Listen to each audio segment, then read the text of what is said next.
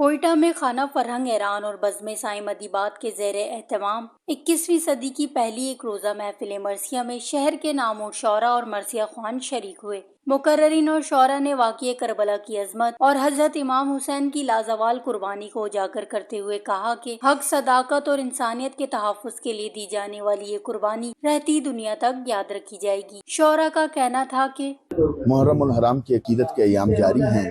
بزم سائم ادبیات کے بینر تلے خانہ فرہنگ ایران میں آج یہ محفل سجائی جا رہی ہے کہ جس میں مرثیے کی روایت کو بلوچستان میں ایک بار پھر سے زندہ کیا گیا ہے اور 21ویں صدی میں پہلی مرثیے کی محفل ہے جو آج یہاں پر منعقد کی جا رہی ہے، اور محرم کے ایام میں ایسی محفلیں ہمارے ایمان اور روح کو تازہ کرنے کا کردار ادا کرتی ہیں۔ آج کے حوالے سے محفل ہے یہ کربلا والوں کی۔ کربلا ہمیں اثار، قربانی اور محبت اور رشتوں کی پاسداری کا درس دیتی ہے۔ کربلا ایسا واقعہ ہے جس کو ہمیں بچوں کو اسکولز میں پڑھانا چاہیے، اس کے واقعات کو۔ جی، آج کی محفل مرثیہ کے حوالے سے برپا کی جا رہی ہے، اور مرثیہ ایک بہترین صنف ہے۔ شہداء کربلا کے اعزاز میں یہ ہم محفل برپا کرتے ہیں اور مقامات اور مصیبتوں کا ذکر کرتے ہیں۔ بزم سائم اور خانہ فرہنگ ایران اس بات پہ مبارکباد کی مستحق ہیں کہ بلوچستان میں ایک مرثیے کی جو نگاری کی جو تقاریب تھی وہ تقریباً ختم ہوتی جا رہی تھی، اس کو زندہ کرنے کے لیے یہ آج کی محفل برپا کی جا رہی ہے۔